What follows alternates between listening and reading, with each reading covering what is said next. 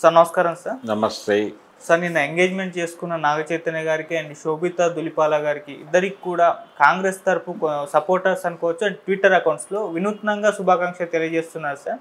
అంటే మా ఈ ప్రజాప్రభుత్వంలో ఫోన్ ట్యాపింగ్ వ్యవహారం అంటూ ఏమీ లేదు కాబట్టి మీరు సంతోషంగా మీ జీవనాన్ని కంటిన్యూ చేయొచ్చు అన్నట్టుగా శుభాకాంక్షలు తెలియజేస్తున్నారు. అంటే ఇది ఇండైరెక్ట్గా వాళ్ళు బీఆర్ఎస్ ప్రభుత్వాన్ని విమర్శించడానికి ఈ వేణు ఎంచుకున్నారా అన్నట్టుగా క్వశ్చన్ జరుగుతున్నాయి. మీరేం చెప్తారు సార్ దీనిపైన? అందులో సందేహం ఏముంది? ఇప్పుడు బీఆర్ఎస్ ప్రభుత్వాన్ని టార్గెట్ చేస్తూ ఈ ఫోన్ ట్యాపింగ్ వివాదం జరిగింది. అవును, సమంతకి సంబంధించినటువంటి ఫోన్ ట్యాపింగ్ జరిగింది. వాళ్ళిద్దరు కాన్వర్జేషన్స్, వాళ్ళిద్దరూ విడివిడిగా జరిపిన కాన్వర్జేషన్స్ ఇవన్నీ ట్యాప్కి గురైనాయి. ఈ గురవటం మాత్రమే కాకుండా అది ఎక్స్చేంజ్ జరిగింది. ఇలా ఒకరి విషయాలు ఒకరికి తెలిసిపోవడం చేత వాళ్ళ మధ్య విభేదాలు వచ్చి విడిపోయారు. దీనికి కారణం బీఆర్ఎస్ ప్రభుత్వమే అని ఒక సిద్ధాంతం ఆల్రెడీ ప్రపంచంలో సర్క్యులేట్ అయి ఉంది, అధికారికంగా కాదు అనధికారికంగానే. కాబట్టి దానికి ఇప్పుడు అధికారిక ముద్ర వేశారు ఈ శుభాకాంక్షలు చెప్పడం ద్వారా. అంటే రిలేషన్ ఎందుకు అంత ఇబ్బందికరంగా తయారైంది? వాళ్ళిద్దరూ పెద్దల్ని అంగీకరింపజేశారు, పెళ్లి చేసుకున్నారు.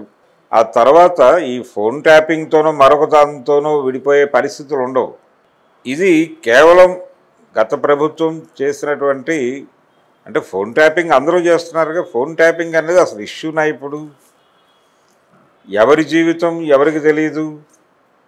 ప్రతి ఒక్కరి జీవితం ప్రతి ఒక్కరికి తెలుసు కదా. మీ జేబులో ఫోన్ ఉంటే మీరు ప్రపంచానికి కనిపిస్తూనే ఉంటారు కదా, విజిబుల్. మీరు యాప్ల్లో చేసేటువంటి యాక్టివిటీ అంతా ఎక్కడో చోట రికార్డ్ అవుతుంది. మీరు మాట్లాడే మాటలు రికార్డ్ అవుతాయి. ఒక్కరి ఫోన్ కాదు, ప్రపంచంలో అందరి ఫోన్లు ట్యాప్లోనే ఉన్నాయి. దీన్ని ఏదో బ్రహ్మాండం చేస్తూ మేము పవిత్రులం, మేము అలాంటివి చేయట్లేదని చెప్పుకుంటున్నారు. ఇక్కడ జరుగుతుంది అదే. అది ఎప్పుడు బయటకు వస్తుంది అంటే బయటకు వస్తుంది ఏదో టైంలో. చాలా ఖచ్చితంగా చాలామంది ఫోన్లు ట్యాప్ అవుతున్నాయి ఈ ప్రపంచంలో. చాలామంది కదలికలు ఫోన్ల ద్వారా ట్రాక్ అవుతున్నాయి, ట్రేస్ అవుతున్నాయి, వాటిని రికార్డ్ చేస్తున్నారు. ఎప్పుడు ఎక్కడ ఎలా వాడాలో అలా వాడతారు. సామాజిక మాధ్యమాల్లో చాలామంది మాట్లాడుతున్నారు. ఈ మాటలన్నీ కూడా అబ్జర్వేషన్లో ఉన్నాయి. మనందరం బిగ్ బాస్లో ఉన్నాం.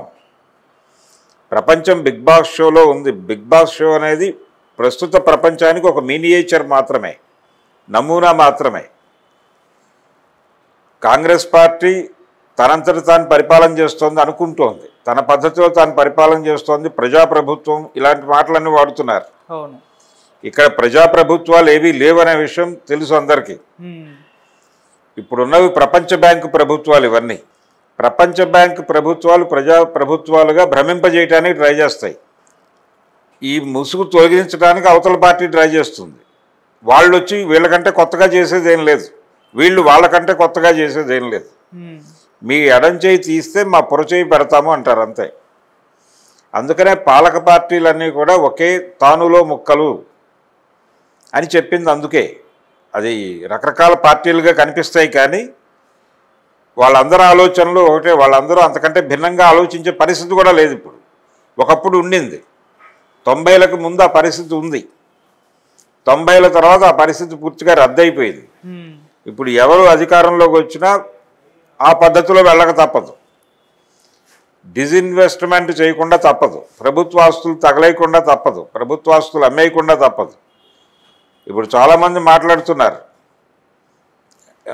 చంద్రబాబు టైంలో అవమ్మేశాడు, ఇవమ్మేశాడు, ఇక్కడ ప్రాగా టూల్స్ ఇవన్నీ రకరకాల హెచ్ఎంటీ ఇవన్నీ ఉండేవి, అవన్నీ మూసేసింది చంద్రబాబు టైంలోనే. అది చంద్రబాబు సొంత కార్యక్రమం కాదు, అది ప్రపంచ బ్యాంకు కార్యక్రమం. చంద్రబాబు నాయుడు ఇక్కడ ఉండి అమలు చేశాడు, అంతే. చంద్రబాబు తర్వాత వచ్చిన ప్రభుత్వాలు చేసిన పని ఏమిటి? వాళ్ళు ఏమన్నా వాటిని మళ్ళీ వెనక్కి తీసుకొచ్చారా? ఆ తర్వాత 10 ఏళ్ళు కాంగ్రెస్ ప్రభుత్వం నడిచిందిగా, వాళ్ళు ఏమన్నా వెనక్కి తీసుకొచ్చారా? ఇవన్నీ లేదు కదా. దాన్ని మరింత పద్ధతిగా కొనసాగించారు, అంతే. ఎవరూ కూడా గత ప్రభుత్వం మీద చేసిన విమర్శల్ని వీళ్ళ ప్రభుత్వం వచ్చాక వెనక్కి తీసుకురావడం అనేది జరగదు.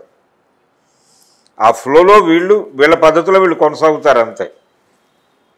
వాళ్ళు జనాలను ఎక్కడ ఇబ్బంది పెట్టారో చూసుకుని ఆ ఏరియాలో జనాలు ఇబ్బంది పడకుండా కొన్ని జాగ్రత్తలు తీసుకుంటారు. ఇప్పుడు కాంగ్రెస్ చేస్తోంది అదే. కేసీఆర్ ఫామ్ హౌస్కే పరిమితం అయిపోయాడు, ఆయన ఇంట్లోనే ఉండేవాడు, బయటకు వచ్చేవాడు కాదు, ఎవరిని కలిసేవాడు కాదు అనే ప్రచారం జరిగింది కదా. దానికి కౌంటర్గా ఈయన రోజు 10 మందిని కలుస్తున్నాడు, బయటకు వస్తున్నాడు, ఎప్పుడు పడితే అప్పుడు మీడియా కాన్ఫరెన్స్లు పెడుతున్నాడు.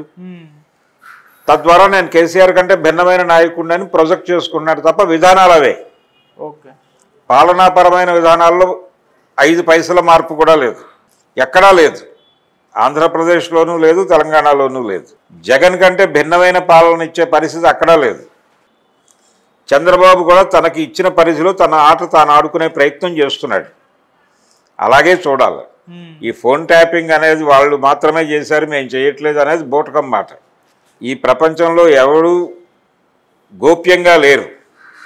గోప్యంగా ఉంటే అరెస్ట్ చేస్తారు. గోప్యంగా ఉండే పరిస్థితి ఎవరికీ లేదు. ప్రతి ఒక్కరూ ట్రాక్ అయి ఉన్నారు, ప్రతి ఒక్కరి అకౌంటు ట్రాక్ అయి ఉంది, ప్రతి ఒక్కరి కదలికల మీద నిఘా ఉంది అనే స్పృహ ఉండాలి. ఇప్పుడు యాప్ల ద్వారా ఒక చోట పోగుబడినటువంటి సమాచారాన్ని రైట్ టు ఇన్ఫర్మేషన్ యాక్ట్ కింద ఎవరు అడిగినా ఇవ్వాలి కదా చట్ట ప్రకారం.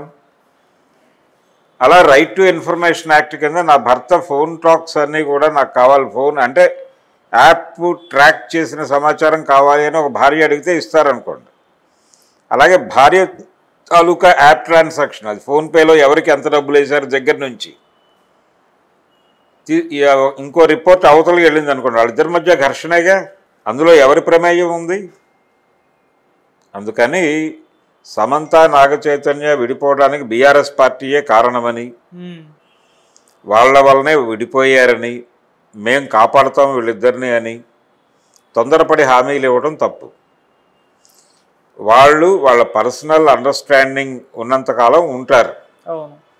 ఎవరికి ఏ ఇబ్బంది వచ్చినా విడిపోవడానికి అనుకూలంగా ఉండటం కోసమే కదా చట్టం చేసింది. అక్కడ విడాకుల చట్టం ఎందుకు చేశారు? విడాకులు తీసుకోవడం తప్పని తెలుసుంటే అది చేసేవాళ్ళు కాదుగా, తప్పు కాదని కదా చేసింది. ఎవరికైనా సరే విడిపోయే హక్కు ఉండవలెను. అది వ్యక్తి స్వేచ్ఛకి సంబంధించినటువంటి ఒక నిబంధన. ప్రజాస్వామ్యంలో ఖచ్చితంగా ఈ వెసులుబాటు ఉండి తీరాలి అనే ఉద్దేశంతో చట్టం చేశారు. ఇలాంటి పిచ్చి మాటలు మాట్లాడటం రాజ్యాంగ వ్యతిరేకం. రాజ్యాంగ వ్యతిరేకం మాత్రమే కాదు, చట్ట వ్యతిరేకం కూడా. ఈ స్టేట్మెంట్ ఆధారంగా ఎవరైనా కోర్టులో కేసేయచ్చు. విడాకుల చట్టం ఎందుకు చేశారు? విడాకులు తీసుకోవడం తప్పని తెలుసుంటే అది చేసేవాళ్ళు కాదుగా, తప్పు కాదని కదా చేసింది. ఎవరికైనా సరే విడిపోయే హక్కు ఉండవలెను. అది వ్యక్తి స్వేచ్ఛకి సంబంధించినటువంటి ఒక నిబంధన. ప్రజాస్వామ్యంలో ఖచ్చితంగా ఈ వెసులుబాటు ఉండి తీరాలి కాంగ్రెస్ ప్రభుత్వం మీద, కాంగ్రెస్ పార్టీ మీద. Okay sir, thank you so much. Thank you.